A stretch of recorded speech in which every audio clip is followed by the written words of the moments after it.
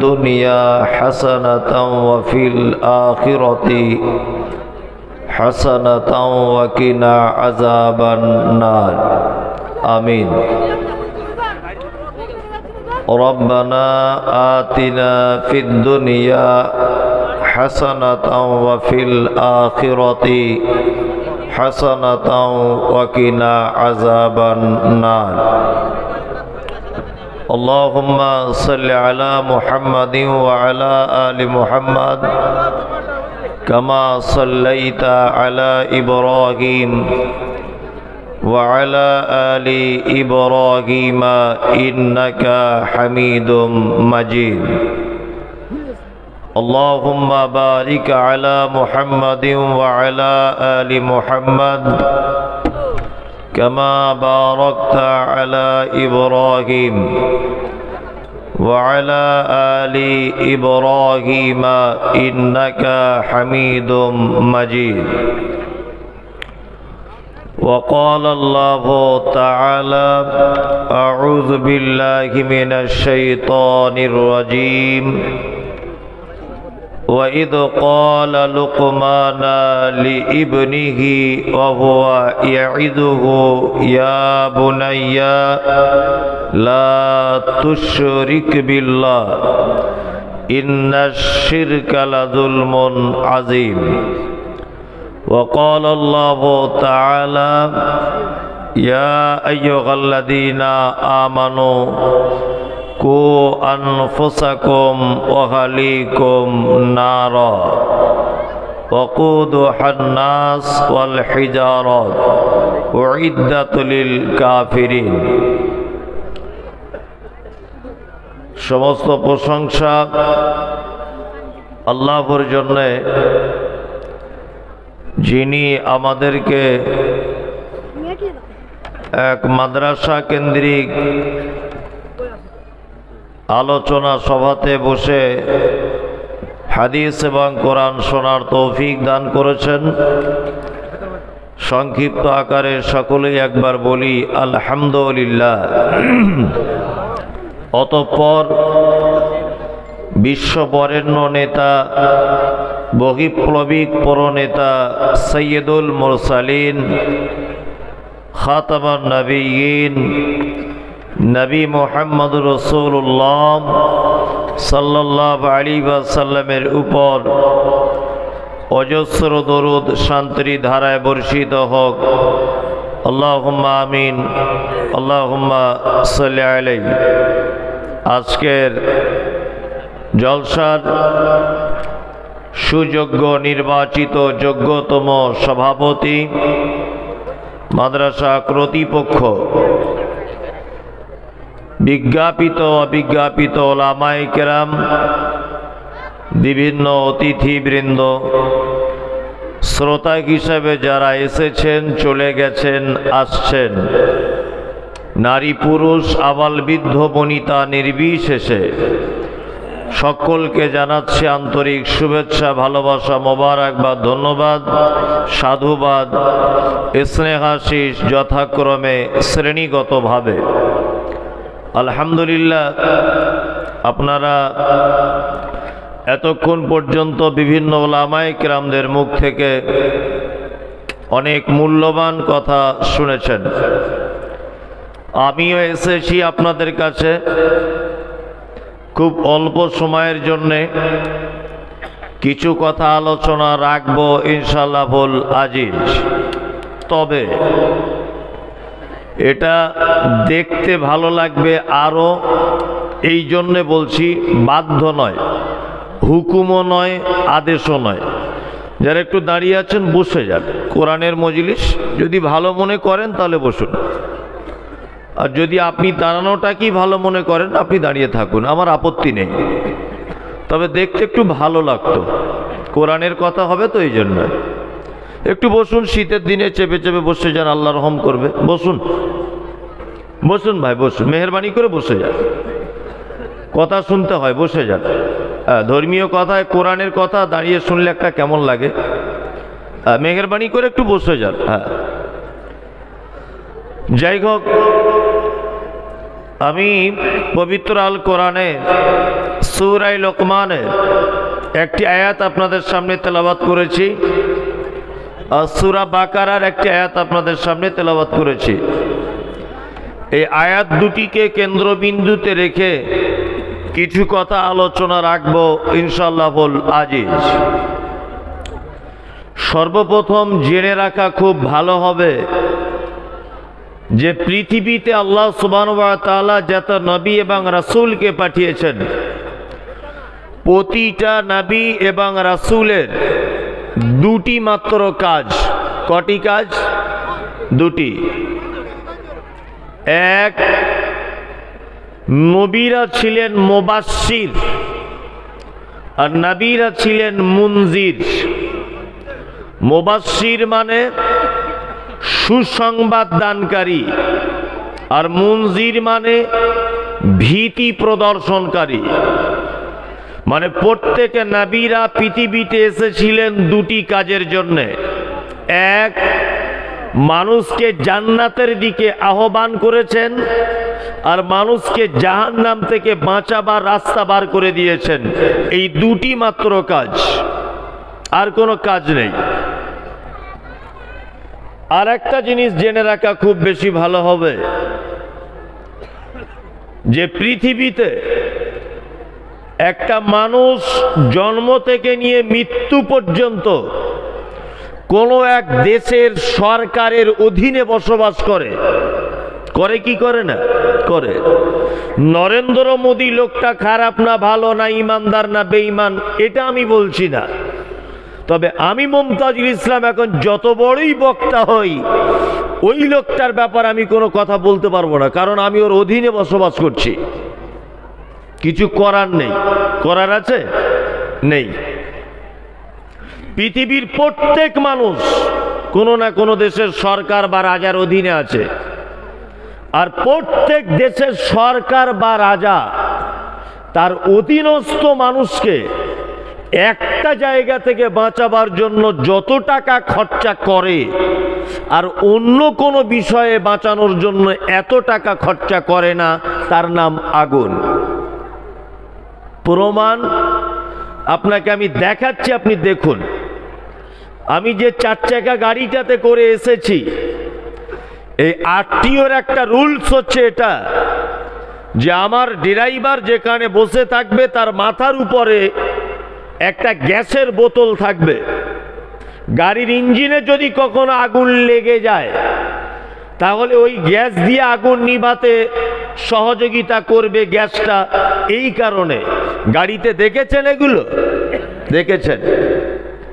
আপনি ট্রেনে উঠবেন, একই ব্যাপার। আপনি প্লেনে উঠবেন, একই ব্যাপার। আপনি জাহাজে উঠবেন, একই ব্যাপার। আপনি হসপিটালে যান, একটাই ব্যবস্থা, আগুন লেগে গেলে মানুষকে বাঁচাতে হবে, দমকলের ব্যবস্থা। আপনি যান পেট্রোল পাম্পে, দেখবেন লাল কালারের বালতি করে 4-5 বালতি ওই বালু রাখা আছে, দেখেছেন? বালি রাখা থাকে না? রাখা থাকে, কারণ আগুন লেগে গেলে তাড়াতাড়ি করে নিভানো যাবে, তার বিকল্প ব্যবস্থা। এবার বলুন, আপনি বাসে ওঠেন, সরকারি এটা রুলস আছে যে বাসে উঠতে গেলে লাইফ জ্যাকেট পরে তবে বাসে বসতে হবে।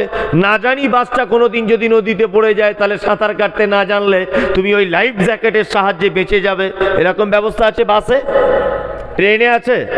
নেই। লাইফ জ্যাকেট শুধুমাত্র কোথায় ব্যবহার হয়? জাহাজে। আপনি স্টিমারে চড়বেন, তখন যদি দুর্ঘটনার কবলে পড়েন, লাইফ জ্যাকেট পরে আপনি সাঁতার না জানলেও ভেসে ভেসে বাঁচার রাস্তা আছে।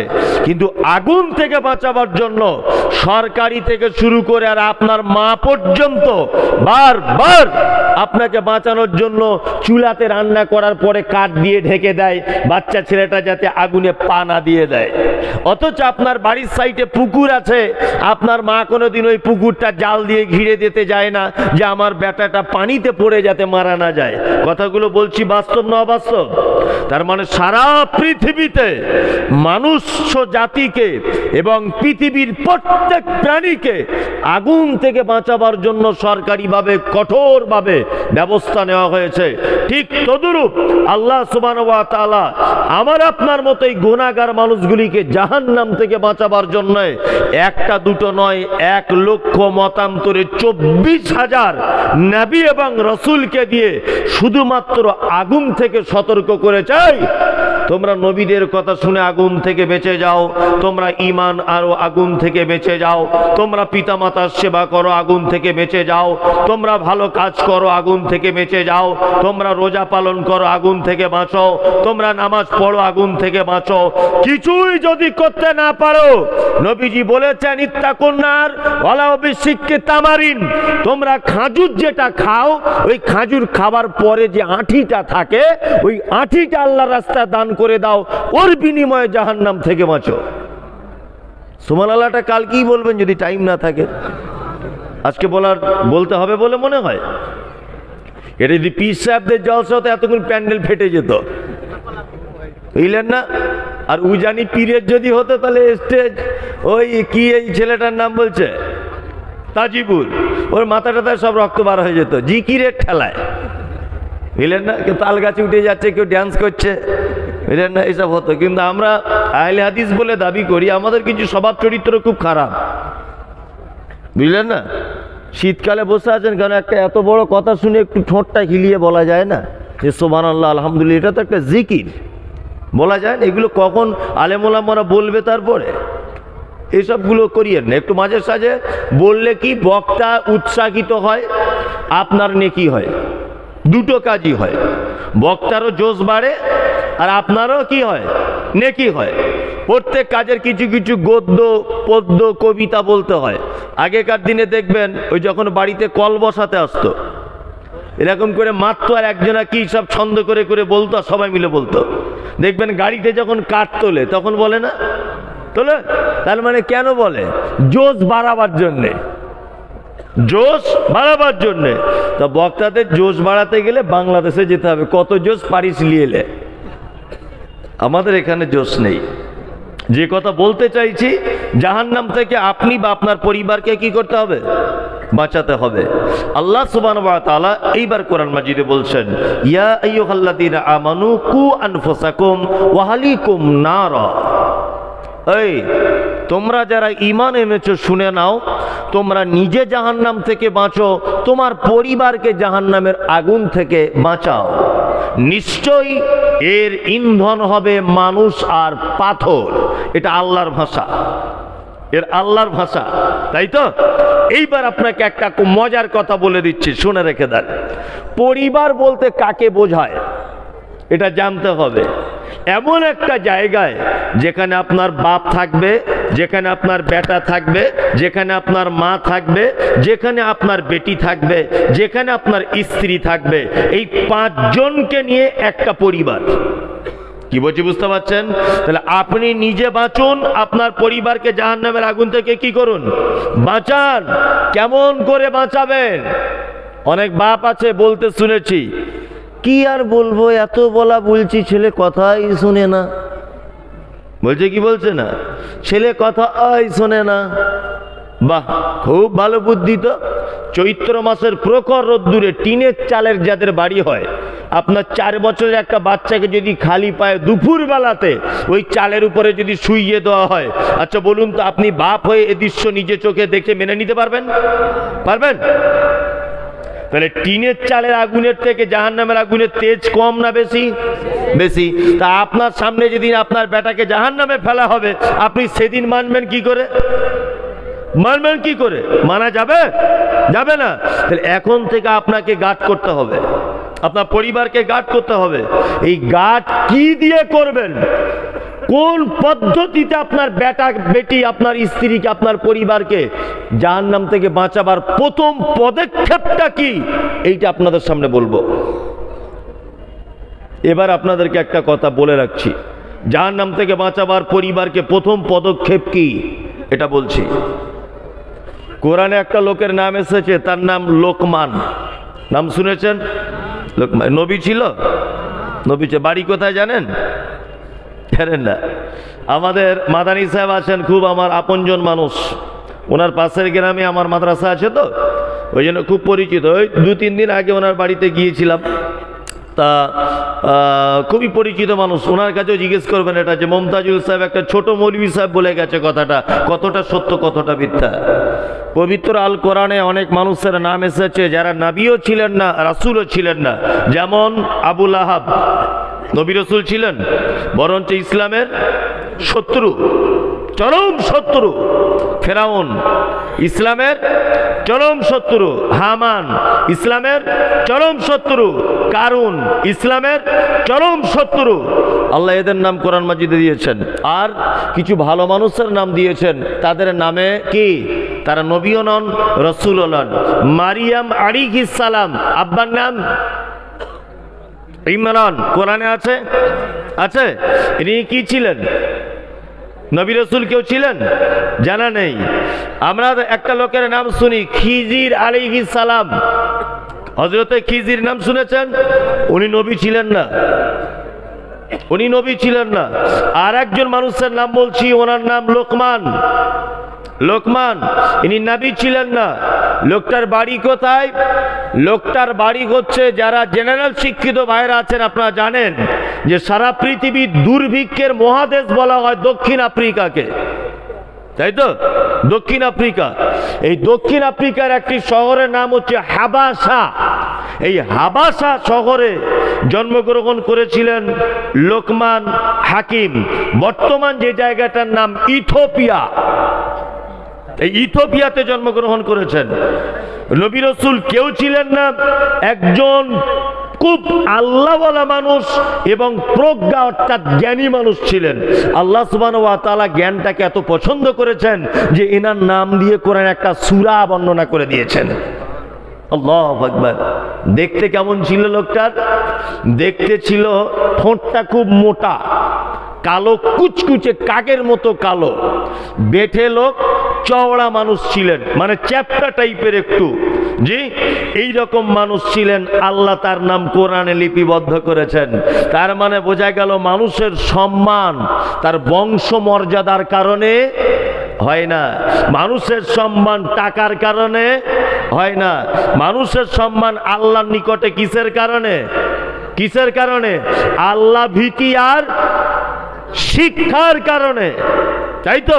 আল্লাহ এত মর্যাদা দিয়েছেন যে তাকে নাম কোরআনে তো শুধু দেননি, কোরআনে তার নামে একটা সূরা পর্যন্ত অবতীর্ণ করে দিয়েছেন। আল্লাহু আকবার। আপনি অবাক হয়ে যাবেন। আমরা শিক্ষিত মানুষদের সম্মান করি? করি শিক্ষিত মানুষদের সম্মান? কে বলেছে? এলাকায় যত দায়িত্বপ্রাপ্ত মানুষ আছেন খোঁজ নিয়ে দেখুন তো কটা শিক্ষিত মানুষ আছে? আছে? নাই। সব দেখবেন অশিক্ষিত নির্বোধ মানুষেরা। হ্যাঁ, তাদের কিছু টাকা হয়েছে, কিছু টাকা হয়েছে, তাদের সব দায়িত্ব দিয়ে রেখে দিয়েছে। আজকে পশ্চিম বাংলার মাদ্রাসাগুলির এত অধঃপতন কেন জানেন? ব্যাকগ্রাউন্ডে দুটো একটা কথা বলে দিই। সারা পশ্চিম বাংলার মাদ্রাসার এই অবস্থা কেন, আর মিশনের এই অবস্থা কেন? আল্লাহর কসম আপনার সঙ্গে আমার পরিচিত নেই, আপনার আমি শত্রু নয়। আমি মমতাজুল ইসলাম, আমার ছোট থেকে একটু জবানটা কাটা। এটা সোশ্যাল মিডিয়া তো আপনারা দেখেন। আল্লাহ পবিত্র কোরআন মাজিদের ভিতরে বলছেন, কুল হাল ইয়াস্তাবিল্লাযীনা ইয়ালামুনা ওয়াল্লাযীনা লা ইয়ালামুন। এই যারা কোরআন জানে আর যারা কোরআন জানে না, এরা দুজন সমান? সমান? সমান নয়। আল্লাহ পবিত্র কোরআনে বলছেন, কুল হাল ইয়াস্তাবিল আমা ওয়াল বাসীর ওয়াজ যুলুমাতি ওয়ান নূর। যারা কোরআন জানে তারা চক্ষুওয়ালা লোক, যারা কোরআন জানে না তারা অন্ধ লোক। ভালো করে বুঝবেন। এইবার আপনাদেরকে একটা কথা বলি। আচ্ছা বলুন তো দেখি, কোন অন্ধ লোকের হাতে যদি লাইট দেন যে চোখওয়ালা লোকটা রাস্তা দেখাও, এই অন্ধ লোকের পক্ষে এটা সম্ভব? সম্ভব? সম্ভব নয়। পশ্চিম বাংলার মাদ্রাসার বর্তমানে দুরবস্থার একটা কারণ, মাদ্রাসার যারা দায়িত্ব যাদের হাতে আমরা তুলে দিয়েছি, এরা একজনও আরবি শিক্ষায় শিক্ষিত নয়। কি বলছি বুঝতে পারছেন না? ও তো নিজের কাছে ইসলামের আলো নেই, ও জাতিকে কি করে লাইট দেখাবে? কি বলছি বুঝতে পারছেন? হ্যাঁ, মিশনগুলো এত বেশি বেশি করে বাড়ছে কেন? মিশনগুলো বাড়ছে তার একটা কারণ, মিশন যারা তৈরি করছে এরা আরবি লাইনের ছাত্র নয়, এরা ওই লাইনেরই ছাত্র, এই জন্য ডেভেলপ করতে পারছে। আর আমরা মাদ্রাসার সেক্রেটারি কেসিয়ার করেছি স্কুলে হেডমাস্টারকে, আরবি সম্পর্কে ওনার কোনো জ্ঞান নেই, কোন বছরে কোন সিলেবাস পড়াতে হয়, কোন আলেমকে দিয়ে কোন কিতাবটা পড়লে বেশি ভালো হবে ছাত্রের, এই জ্ঞান আছে ওনার? আচ্ছা বলুন, নেই। অথচ এই কথা বললে বলবে যে আপনি মনে হয় বদমায়েশ লোক। আমি বদমায়েশ লোক না, আমার ঠোঁট খারাপ। কি বললাম বুঝলেন না? আমার ঠোঁট খারাপ, তবে কথা যেটা বলে দিয়েছি আপনি কেটে দেন তো দেখি। কাটার লাইন আছে? আল্লাহ বলছে যারা কোরআন জানে না এরা অন্ধ, এরা চোখে দেখতে পায় না। তা যারা চোখে দেখতে পায় না তাদেরকে দিয়েছি লাইট হাতে, মানে মাদ্রাসার দায়িত্বটা তোরাই চালা। আল্লাহু আকবার। এই জাতি কখনোই এইভাবে পরিত্রাণ হবে না। শিক্ষিত মানুষদের সম্মান দিয়েছেন কে? কে দিয়েছেন? আল্লাহ। এই লোকমান হাকিম তার বেটাকে, তার পরিবারকে জাহান্নামের আগুন থেকে বাঁচাচ্ছেন। তার পরিবারকে জাহান্নামের আগুন থেকে বাঁচাতে গিয়ে সর্বপ্রথম যে পদক্ষেপ গ্রহণ করলেন সেই পদক্ষেপটা হচ্ছে এই, বেটা, ইয়া বুনাইয়া, হে বেটা, তুমি কখনো শিরক করো না। শিরক হচ্ছে সব থেকে বড় পাপ, শিরক হচ্ছে সব থেকে বড় জুলুম।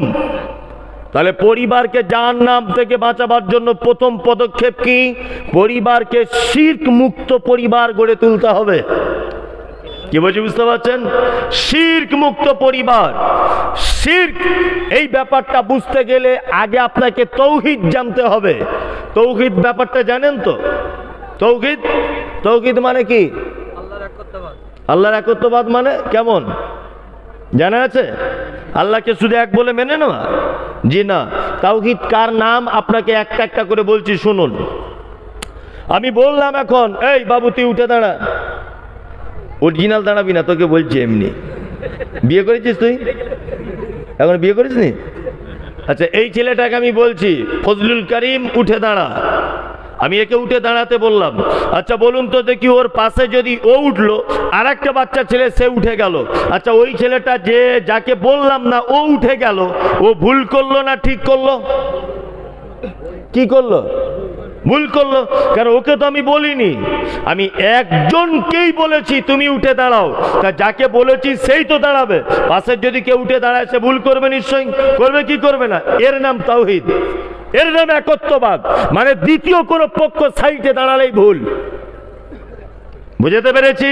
মানে আল্লাহ এক, আল্লাহর সমকক্ষ ভেবে দ্বিতীয় কাউকে মনে করা কি? শিরক। তাওহীদ তিন ভাগে বিভক্ত। ক ভাগে? তিন ভাবে। এক, উলুহিয়াত। দুই, রুবুবিয়াত। তিন, আসমা ওয়া সিফাত। আল্লাহকে রব বলে মেনে নেওয়া, দ্বিতীয় কোনো পক্ষ থাকবে না। নাম্বার দুই, ইবাদত করতে হবে শুধুমাত্র কার জন্যে? আল্লাহর জন্যে। তিন, আসমা ওয়া সিফাত। আল্লাহর যে নামগুলি আছে, এই নাম এবং নামের পাশে যে গুণ, এই গুণগুলোর প্রতি ঈমান আনতে হবে। তার নাম পরিপূর্ণ তাওহীদ।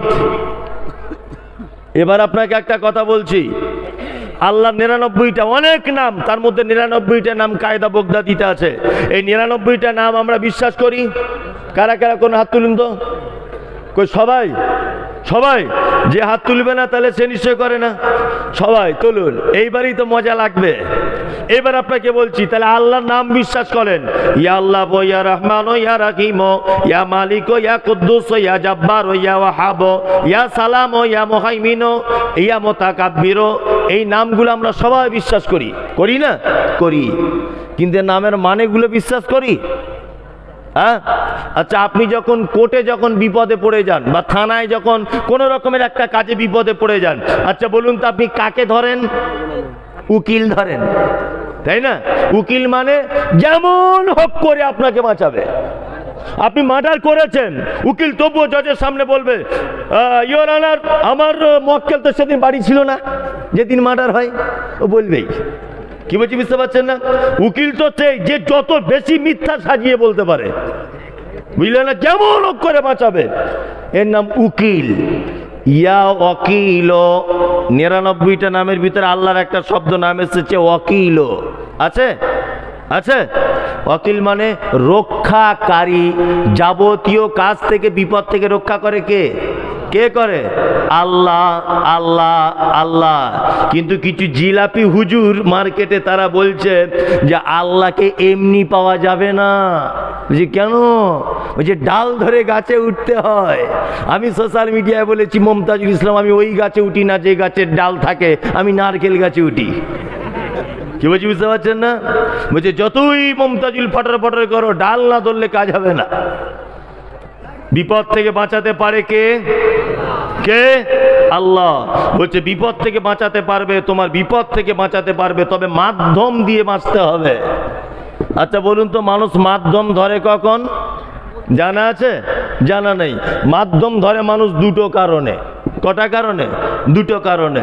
আমি মমতাজুল ইসলাম দেখা করতে এসেছি, এই ছেলেটা ধরে নেন এখন মন্ত্রী, ধরে নেন, তো এর সঙ্গে দেখা করতে এসেছি আমি মমতাজুল ইসলাম।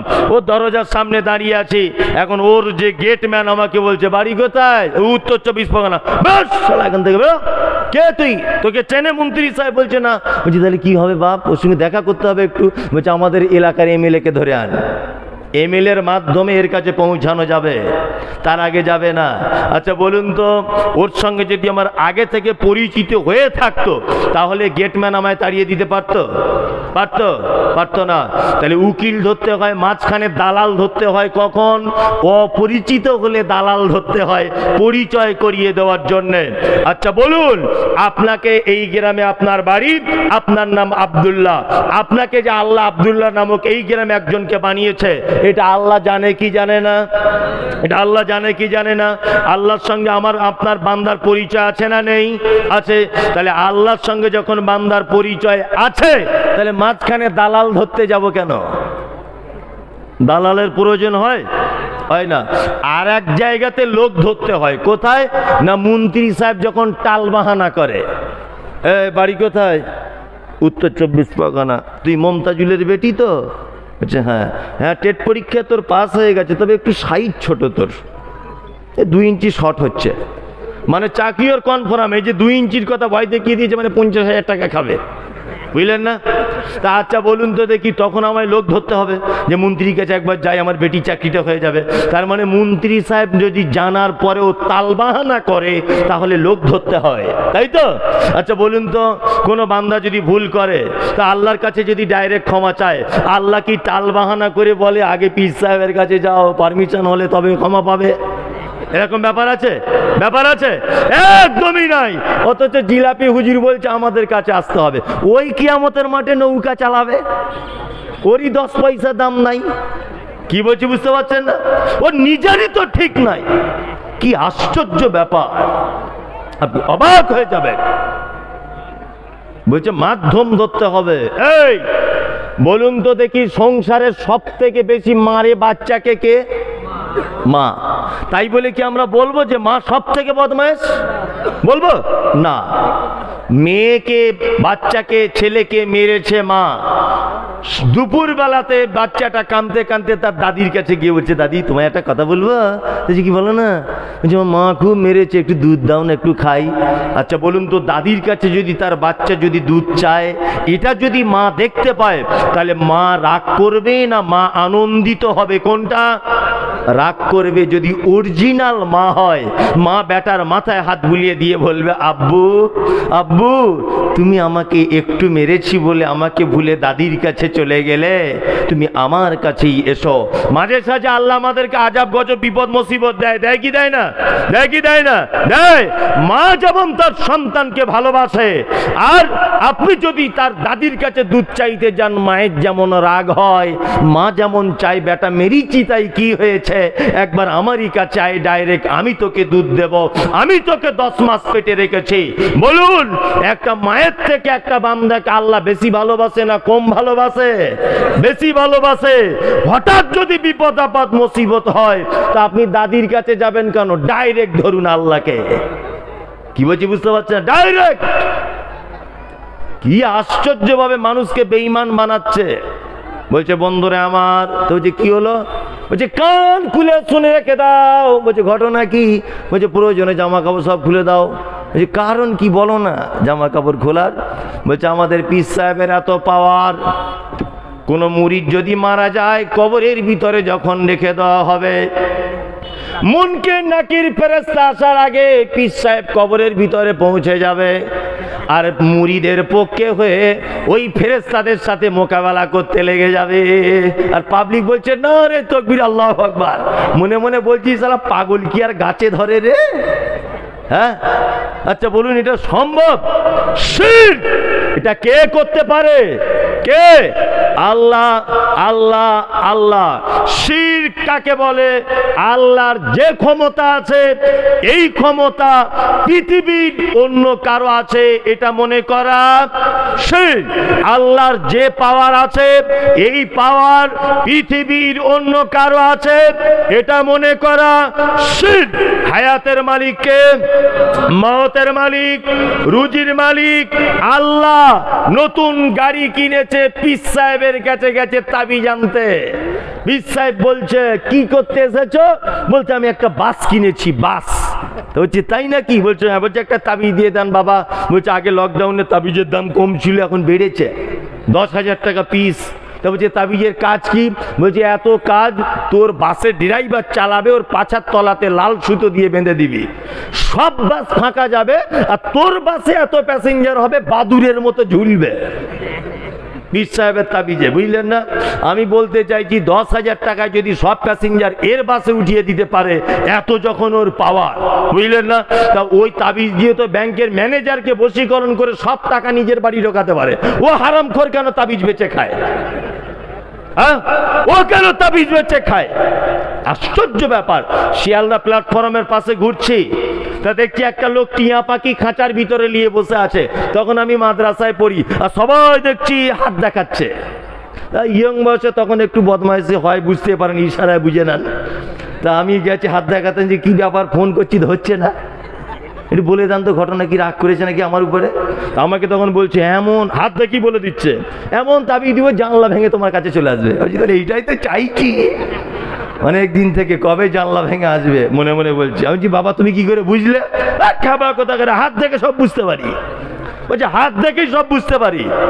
মাদ্রাসায় পড়া ছেলে কত খাতারনাক হতো জানে না? এবার আমি তখন বলছি এক কাজ করুন না, শিয়ালদা প্ল্যাটফর্মে অনেক লটারির দোকান আছে, বাবা একটু বলে দেন তো কোন লটারিতে ফার্স্ট প্রাইজ বাজবে আজকে, ওইটা কাটবো। বলছে এইটা বলতে পারবো না, যে পাক্কা চিটিংবাজ, পাক্কা চিটিংবাজ। ও হাত দেখে যদি মক্কা মদিনার খবর বলে দিতে পারে, আর রাজ্য লটারিতে ফার্স্ট প্রাইজ কোন নম্বরে পারবে এটা বলে দিতে পারবে না? হ্যাঁ, এই কাঁচা কুঞ্চি নিয়ে ছিলতে হবে ফাঁকা ময়দানে, বুঝলেন? একদম এদের থেকে দূরে থাকবেন, পাক্কা চিটিং। এ ক্ষমতা কার? কার? আল্লাহর, আল্লাহর, আল্লাহর। পৃথিবীর কারো কাছে এ ক্ষমতা নেই। শিরক কত বড় মহাপাপ আপনাকে একটা জিনিস দেখাই, তাহলে আপনি বুঝতে পেরে যাবেন মানুষ কত বোকা। আমি মমতাজুল ইসলাম পলাশী মির্জাপুর স্টেশনে দাঁড়িয়ে আছি, আমার হাতে আছে একটা বিস্কুট, এক কাপ চা। ওইদিকে একজন দাঁড়িয়ে আছে তাজিবুর ভাই, ও আছে খালি হাতে দাঁড়িয়ে। একটা কুকুর প্ল্যাটফর্মে ঘুরছিল। আচ্ছা বলুন তো, তাজিবুরের কাছে দাঁড়াবে না আমার কাছে দাঁড়াবে? আমার কাছে দাঁড়াবে। কুকুরও জানে মমতাজুল বিস্কুট খাচ্ছে, একটু ভেঙে দিতে পারে। কুকুরও বোঝে কার কাছে গেলে রুজি পাওয়া যায়, মানুষ বোঝে না কার কাছে গেলে রুজি পাওয়া যায়। মানুষ রুজি খুঁজতে খুঁজতে রুজির যে মালিক তাকেই হারিয়ে ফেলছে। আল্লাহু আকবার। আপনি মাজারগুলোতে যান, মাজারগুলোর বাসে দেখবেন রাস্তার ধারে ভিখারিরা থালা নিয়ে বসে আছে, জীবিত মানুষের কাছে ভিক চাইছে। আর এই শিক্ষিত মানুষ মাজারের মরা মানুষের কাছে ভিক চাইতে যাচ্ছে। ফকির ব্যাপারটা বুঝতে পেরেছে, মরা মানুষের কাছে মাল পাওয়া যায় না, ওই জন্য থালা নিয়ে জ্যান্ত মানুষের কাছে ভিক্ষা চায়। আর এই শিক্ষিত মানুষ রুজি চাইতে যাচ্ছে মরা মানুষের কবরে। এটা শিরক, মারাত্মক বড় শিরক। খাইরি কি বা শাররি কি মিনাল্লাহ তাআলা। ভালো মন্দ যা কিছু হয় কার থেকে হয়? কার থেকে? আল্লাহ থেকে হয়। মারাত্মক বড় শিরক। শিরক মারাত্মক বড় পাপ। এ পাপ থেকে দূরে থাকার চেষ্টা করবেন।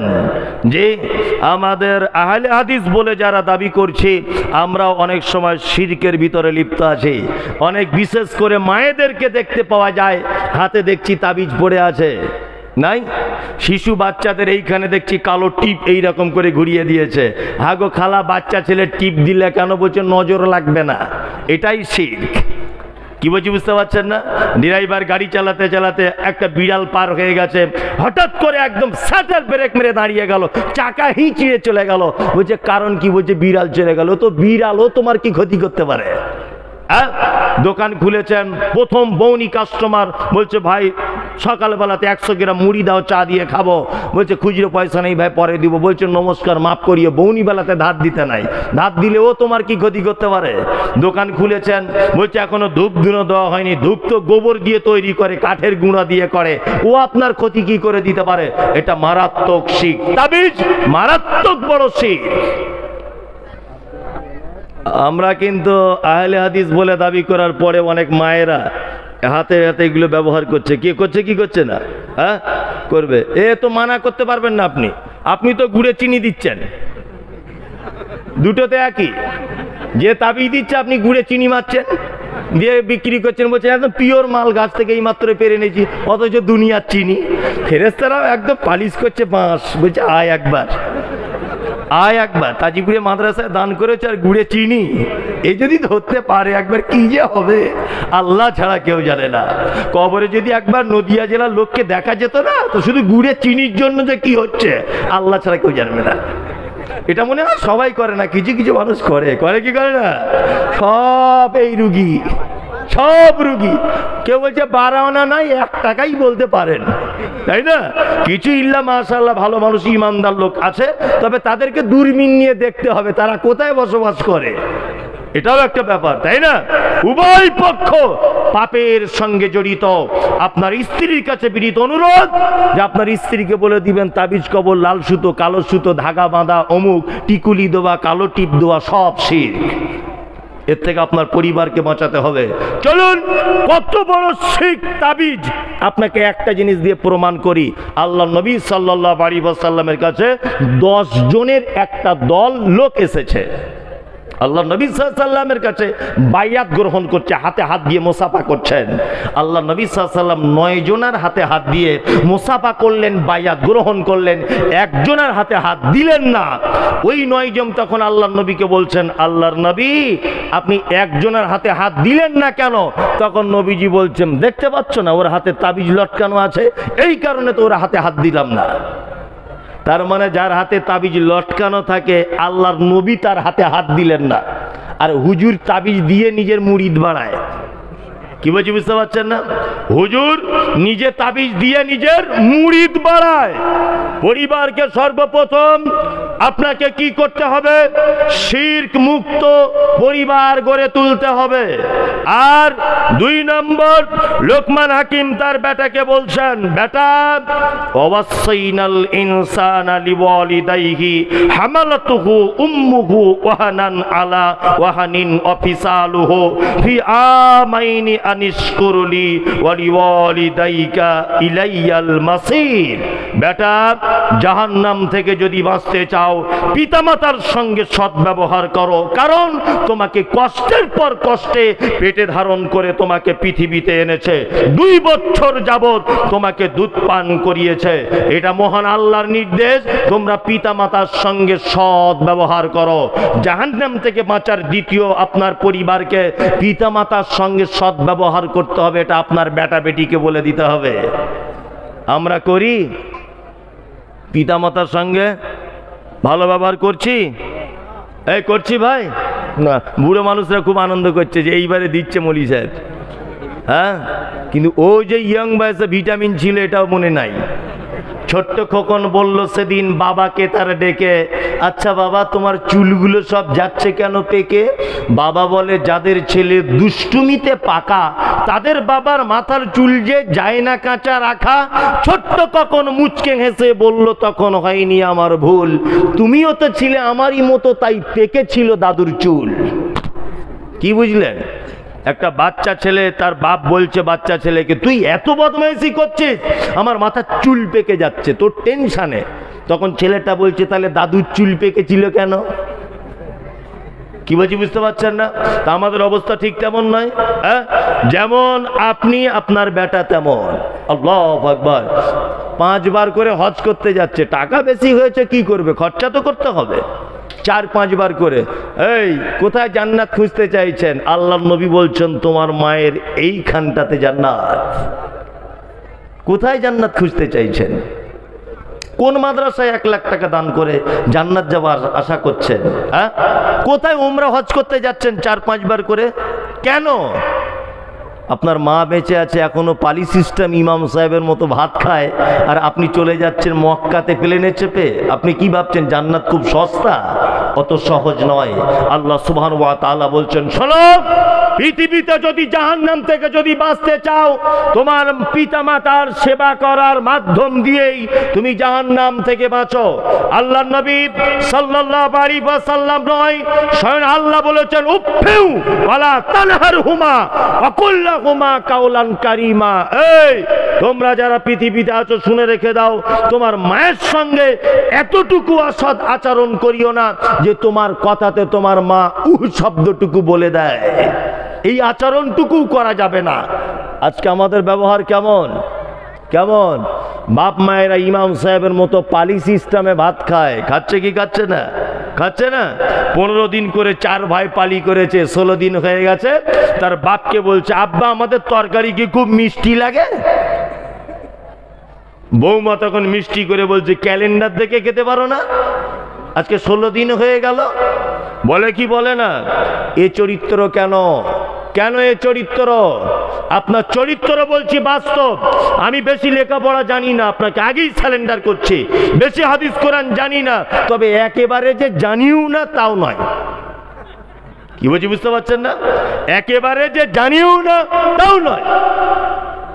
মাদানী সাহেব আসছেন, ওনার ছাত্র আমি, ওনার মাদ্রাসার। কি বললাম বুঝলেন? ওনার মাদ্রাসার ছাত্র। একেবারে যে বুঝি না তাও নয়। আপনি বাজারে গিয়েছিলেন পলাশিতে, আপনার বয়স তখন ছিল 3 বছর, আব্বার সাইকেলে চড়ে। আপনার আব্বাকে সাইকেলে চড়িয়ে বলছেন, আব্বা এটা কি গাড়ি গো? বলছে টাটা সুমো। বলছে এটা কি? বলছে এটা স্করপিও। বলছে আব্বা এটা কি গো? বলছে এটা হিমসাগরাম। আব্বা এটা কি? বলছে এটা লিচু। আব্বা এটা কি? বলছে এটা সবেদা। এটা কি? বলছে নদিয়ার পিওর গুড় খাজুরে। এটা কি? বলছে এটা তালের সন্দেশ। এটা কি? বলছে এর নাম পান্তুয়া। বাড়ি এসেছেন, বাড়ি থেকে যাওয়া আসা পর্যন্ত 100টা প্রশ্ন করেছেন আপনার আব্বাকে। আপনার আব্বা বাড়ি এসে আপনার মায়ের কানের কাছে বলছে, ওগো শুনছ, আমাদের আব্দুল্লাহ না কথা বলতে শিখে গেছে, কি আনন্দ গো, একটু লিচু বলো তো আব্বু। লিচু। বলছে লিচু। বলছে খুব আনন্দ। তোমার 100টা প্রশ্ন তো তোমার মা সেদিন হেসেছিল, তোমার আব্বা সেদিন তৃপ্তি বোধ করেছিল। ওই আব্বাটারই আজকে 70 বছর বয়স, চোখে কম দেখে কানে কম শোনে, ভাত খেতে বসেছে। তোমার আব্বার ভাতের থালার সাইড দিয়ে একটা মুরগির বাচ্চা বারবার পেরিয়ে যাচ্ছে। তোমার আব্বা বলছে, কি গে, কি রে আব্দুল্লাহ, এটা কিসের বাচ্চা রে, বারবার ভাতের থালার পাশে ঘুরঘুর করছে? তখন আব্দুল্লাহ বলছে, আব্বা এটা মুরগির বাচ্চা। কানে শুনতে কম পায়, আবার জিজ্ঞাসা করে বলেছে, আব্দুল্লাহ এটা কি রে? বলছে এটা মুরগির বাচ্চা। আবার শুনতে পাইনি, চোখে দেখতেও কম পায়, 3 বারে আবার জিজ্ঞাসা করেছে, আব্দুল্লাহ এটা কি রে? তখন আব্দুল্লাহ চিল্লে দিয়ে বলছে, এ শালা বুড়োটা মরে না কেন? এত লোকের মরণ হয়, বুড়োটা মরে না কেন রে? এ কথা আমরা বলি কি বলি না? অথচ 100টা প্রশ্ন করেছিলে, শুধুমাত্র বাজারে যাওয়া আসার পথে একবারও রাগ করে নেই। আল্লাহু আকবার। আপনি অবাক হয়ে যাবেন। আমার 11টা পর্যন্ত টাইম, মানে আর 20 মিনিট রয়েছে। এই 20 মিনিটের মধ্যে আমি একটা কথা বলে দিই, সেটা হচ্ছে এই পিতামাতার সঙ্গে কেমন ব্যবহার করবে। কোরআনের আয়াত দিয়ে বলি। আচ্ছা শুনে যান, যারা চলেই যদি যান, এইটা শুনেই যান, এটা আপনার কাছে আমার অনুরোধ। 4 ভাই দিল্লিতে কাজ করেন, ছেড়ে দেবো নাকি? ছেড়ে দিব? আচ্ছা তাহলে লড়াচড়া করছেন কেন? এতক্ষণ যা লড়াচড়া করেছেন, হাসাহাসি করেছেন, চুপচাপ এবার বসুন। এই কথাটা বলবো, যদি এইখান দিয়ে পানি না বার হয় তাহলে ভাববো যে আমি ঠিক করে বুঝাতে পারিনি বা বলতেও পারিনি। এইখান থেকে এক্ষুনি আপনার প্রমাণ হয়ে যাবে পিতা মাতা কি, সেটা বোঝাচ্ছি আপনাকে। লোকমান হাকিম তার বেটাকে বলছে, যদি জাহান্নাম থেকে বাঁচতে চাও পিতা মাতার সেবা করার মাধ্যমে জাহান্নাম থেকে বাঁচো। কেমন সেবা করবেন আর কি করবেন কোরআন দিয়ে সেটা বলছি। 4 ভাই আপনারা দিল্লিতে কাজে গেছেন, 4 জনাই। বাড়ি থেকে আসার সময়তে দিল্লি থেকে বাড়ি আসবেন ঈদের 1 সপ্তাহ আগে, আপনার স্ত্রীকে ফোন করে বলছেন, হ্যালো হ্যালো সুফিয়া, এই মঙ্গলবারে বাড়ি যাব, তোমাদের জন্য কিছু নিয়ে যেতে হবে। সুফিয়া বলছে, আমার জন্য একটা বেনারসি শাড়ি, ছেলের জন্য জিন্স প্যান্ট, মেয়ের জন্য পাকি চুড়িদার, আর আমার বোনের জন্য একটা লেহেঙ্গা আনবে। বুঝলেন না? 4 ভাই দোকানে কেনাকাটা করতে চলে গেল। কেনাকাটা শেষ, ওর স্ত্রী আবার ফোন করছে, হ্যালো বলছিলাম ওই লাল টকটকে কালারটা নিয়েছো তো? বলছে সবার কেনাকাটা রেডি। বলছে তাহলে এত দেরি হচ্ছে কেন? তুমি তাড়াতাড়ি চলে এসো, বাড়ি আসতে হবে, ট্রেন মিস হয়ে যাবে। তখন আপনি ওই পার থেকে ফোনে বলছেন, না ঈদের দিনে বাড়ি যাবো তো, মায়ের জন্য একটা শাড়ি নিচ্ছি আর আব্বার জন্য একটা পাঞ্জাবি আর লুঙ্গি। আপনার স্ত্রী নদিয়া থেকে তখন বলছে, কেন তুমি প্রত্যেক বছরে তোমার আব্বা মাকে লুঙ্গি দিতে যাবে, তোমার আব্বা মাকে শাড়ি দিতে যাবে কেন? তোমার 4টে ভাই চোখে দেখতে পায় না? বাড়ি চলে আসো। বইয়ের কথা কে না শোনে, ঠক ঠক করে কাঁপতে কাঁপতে চলে আসে। আমি স্টেজে খুব বেশি বেশি করে ছোট বড় বলি, বাড়ি গেলে আর কথা বলতে পারি না। আমি নিজের কথা বলছি। বাড়ি গেলে কিছু বলতে গেলে আমার স্ত্রী আমাকে বলে, তুমি কি পাগল? মনে মনে ভাবি, ওরে সব জায়গায় প্রধান বক্তা হয়ে বক্তব্য দিয়ে যাচ্ছে, তোর কাছেই পাগল। তা পৃথিবীর সব পুরুষ মানুষ স্ত্রীর কাছে কাবু, কাবু নয়। চলে এসেছে আব্বা মায়ের জন্য শাড়ি না কিনে। ঈদের দিন 4 ভাই বাড়ি এসেছে, মরা মানুষের মতো বসুন। 4 ভাই এসেছে বাড়িতে। ঈদের দিন মসজিদের মাইকে তাকবীর পাঠ হচ্ছে, আল্লাহু আকবার আল্লাহু আকবার লা ইলাহা ইল্লাল্লাহ আল্লাহু আকবার ওয়ালিল্লাহিল হাম আল্লাহু আকবার লা ইলাহা ইল্লাল্লাহ আল্লাহু আকবার ওয়ালিল্লাহিল হাম। সবাই নতুন জামা পরে ঈদগাহের দিকে যাচ্ছে। বুড়ো মানুষ তো 4 বেটার বাপ, লাঠি নিয়ে আস্তে আস্তে আস্তে আস্তে করে ঈদগার দিকে এগিয়ে যাচ্ছে। গত বছরকে একটা ছেঁড়া পাড়া লুঙ্গি ছিল, ওইটা পরে। আর তোমার মা বুড়ো বয়স, 70 বছর বয়স তোমার মায়ের। তোমার 2 তলা বাড়িতে উঠতে পারে না, তোমার ওই সিঁড়ির ঘরে মশারি টাঙিয়ে তোমার মা শুয়ে আছে। আল্লাহু আকবার। ঈদের দিনে গোসলও করানো হলো না, মশারিতে একবার খোঁজ নেওয়াও হলো না যে মা পেচ্ছাপ পায়খানা করেছে কি। ঈদের দিন দুপুর 2টো যখন বাজে, তোমার শালি এসেছে, শালা এসেছে, সবাই এসেছে, আনন্দ ফুর্তি করছো আর ঢোল বাজাচ্ছ, গান গাইছো, ভালো মন্দ রান্না করে খাচ্ছ। 2টো বাজে তোমার মায়ের মশারির ভিতরে 1 পিয়ালা ঘুগনি বা রুটি বা গোস্ত বা সিমাই কিছু পৌঁছালো না। কেন এ বিচার? কে এর জবাব দেবে? কেন তোমার মায়ের আজ ঈদের দিনে এই অবস্থা? কেন তোমার আব্বা ঈদের দিনে মন খারাপ করে বসে আছে? এর জবাব কে দেবে? হ্যাঁ, আমি মুমতাজুল ইসলামের পদ্ধতি বলে দিয়ে যাচ্ছি। আপনার মায়ের থেকে পৃথিবীতে বড় বদমাইশ আর কেউ নেই। আপনার আব্বার থেকে পৃথিবীতে বড় অপরাধ আর কেউ করেনি। আপনার মায়ের থেকে বড় খারাপ পৃথিবীতে আর কেউ নেই। এই কারণে আজকে ওকে এইভাবে মশারির ভিতরে শুয়ে থাকতে হচ্ছে ঈদের দিনের করুণ অবস্থা। কারণ তোমার মায়ের 1 নম্বরের বড় অপরাধ হলো এটা, তোমার মা নদিয়া জেলার এই গ্রামের একজন সম্ভ্রান্তা ঘরের মহিলা। তোমার মা জীবনে কোনো পুরুষের মুখ দেখতো না। তোমার মা জীবনে কোনোদিন পাড়া গ্রামে ঘুরে ঘুরে বেড়াতো না। তোমার মা ছিল লজ্জাবতী মহিলা। কিন্তু তোমার মতো বদমাশ ছেলেকে জন্ম দিতে গিয়ে হসপিটালের বেডে পর পুরুষের সামনে সায়া ব্লাউজ খুলে উলঙ্গ হতে হয়েছিল। তোমাকে জন্ম দিতে গিয়ে তোমার মায়ের জীবনের সবথেকে বড় অপরাধ যে নিজের দামি লজ্জাস্থানটা পর পুরুষ ডাক্তারের সামনে উলঙ্গ হতে হয়েছিল তোমার মতো বদমাইশকে জন্ম দিতে গিয়ে। নাম্বার 2 নম্বর তোমার মায়ের অপরাধ, তোমার মায়ের মাথার চুল হাঁটু পর্যন্ত দুলতো, কালো কুচকুচে অপরূপা সুন্দরী তোমার মায়ের চুল। পাড়ার মেয়েরা তোমার তোমার মায়ের চুল দেখতে আসতো, কিন্তু তোমার মতোই বদমাশ ছেলেকে জন্ম দিতে গিয়ে হসপিটালের বেডে তোমার মায়ের কালো কুচকুচে চুল লাল রক্তে জমাট বেঁধে গিয়েছিল। এটা তোমার মায়ের দ্বিতীয় নম্বরের বড় অপরাধ। তোমার মায়ের আজকে ঈদের দিনে এই অবস্থা কেন? তোমার মায়ের 3 নম্বরের বড় অপরাধ হলো এটা যে তোমার মায়ের পেটে যখন তুমি ছিলে, তোমার মায়ের বয়স তখন 25 থেকে 26 বছর। তোমার মা অপরূপা চরমা সুন্দরী। ডাক্তার বলেছে নরমালে বাচ্চা হবে না, সিজার করতে হবে। ধারালো কাঁচি দিয়ে তোমার মায়ের চামড়া হাঁসের ডিমের মতো ফর্সা, ধারালো ছুরি দিয়ে তোমার মায়ের পেটের চামড়া কেটে তোমাকে পৃথিবীর মুখ দেখানো হয়েছিল। সেই যে ডাক্তার বাবুরা মোটা সুই আর সুতো দিয়ে তোমার মায়ের পেট সেলাই করে দিয়েছে, আজও জননী সেই ব্যথাতে কাকে কলসি নিয়ে চলতে পারে না। এই তোমার মতো অপদার্থ ছেলেকে জন্ম দিতে গিয়ে তোমার মা মানে বিজ্ঞানের ভাষাতে হচ্ছে প্রত্যেক দিন একটা সন্তান তার মায়ের 8 বার করে দুধ পান করে, একবারে 250 গ্রাম করে দুধ পান করে। কোরআনের ভাষাতে 30 মাস দুধ পান করাতে হয়। 30 মাসে তোমার মায়ের দুধ পান করেছো 1800 কেজির মতো। 90 টাকা যদি কেজি হয়, 50 টাকা যদি কেজি হয়, তুমি তোমার মায়ের দুধ পান করেছো 90,000 টাকা। এটা তোমার মায়ের সব থেকে বড় অপরাধ। তোমার আব্বার অপরাধ কি না? তোমার আব্বার অপরাধ হলো এটা যে তোমাকে ভালো মিশনে পড়াবে বলে ওই কনকনে শীতে হাড় কাঁপানো তোমাকে কোনোদিন মাঠে যেতে বলেনি। রাত 2টোর সময়তে রস নামাতে গাছে উঠে গিয়েছিল ফাঁকা মাঠে।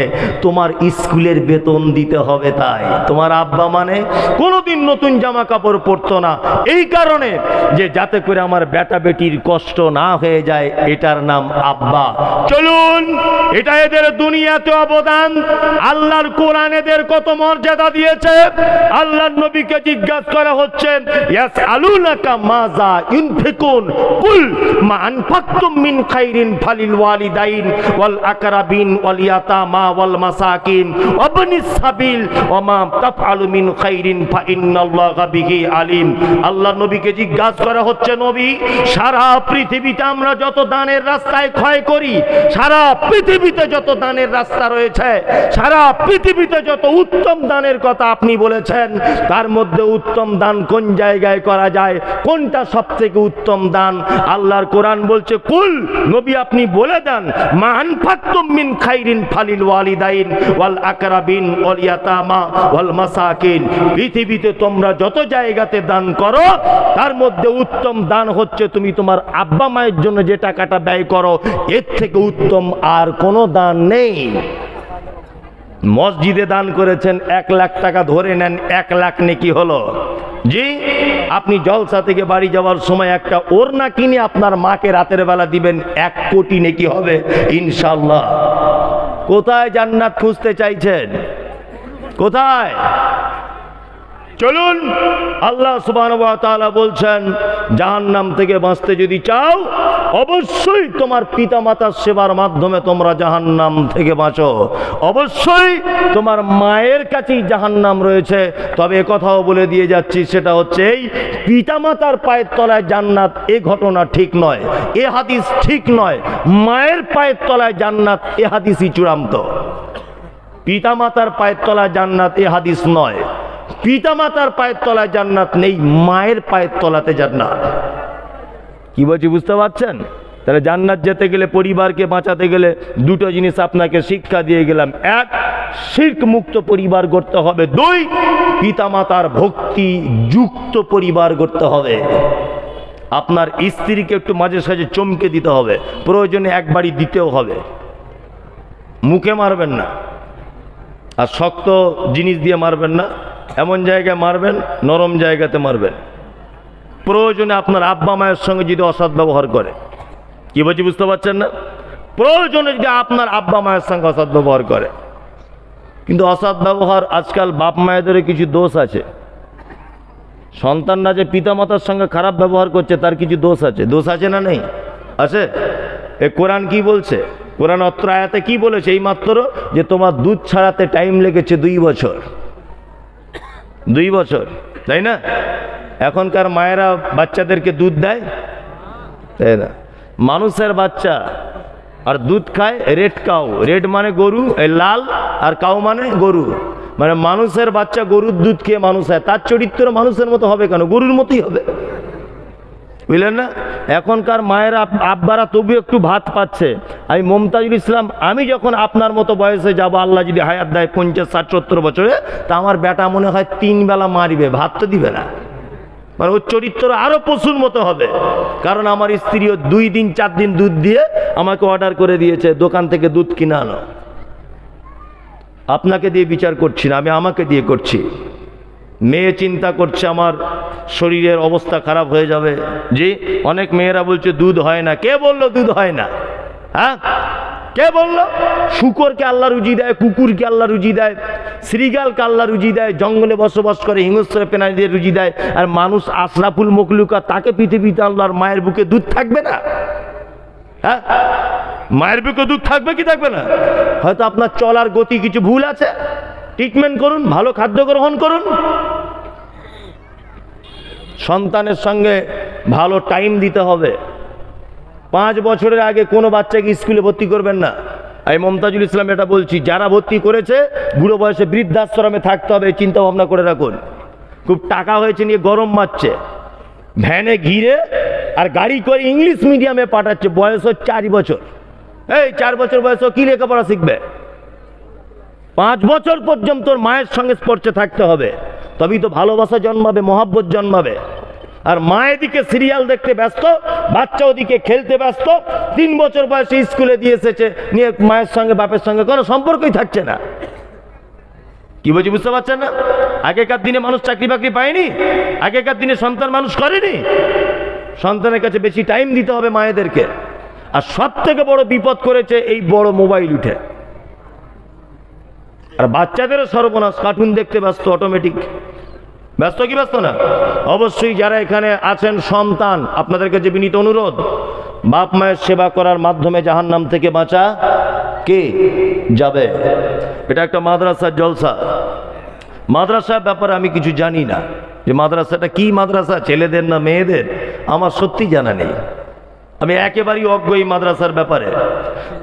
হাফিজিয়া মহিলাদের, হিপ ছেলেদের?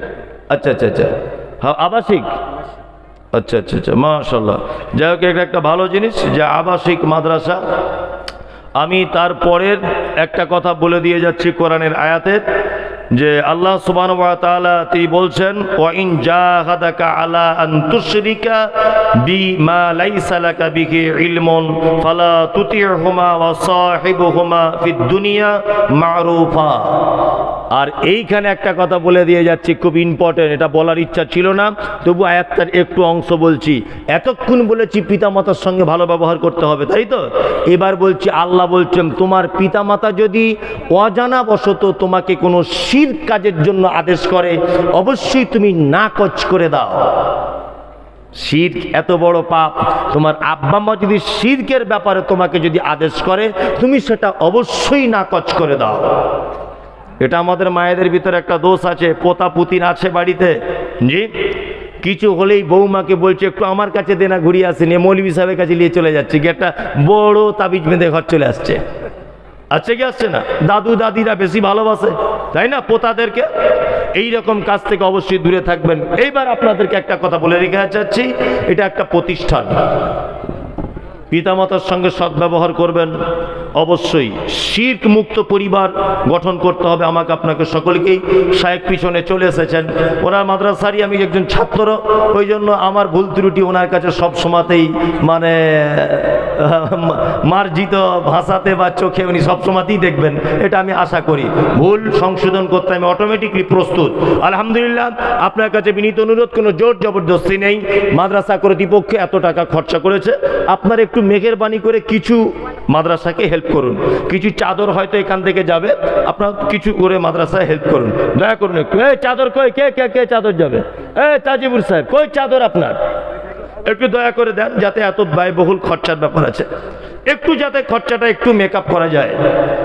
এখানে টেবিল আছে, আপনারা দিতে পারেন, জোর জবরদস্তি নেই। এটা তাজিবুর ভাই আমাকে বলেছে যে খুশি করে বলবেন, যদি কেউ কিছু দিতে পারে, যদি কেউ কিছু যদি দেন আলহামদুলিল্লাহ।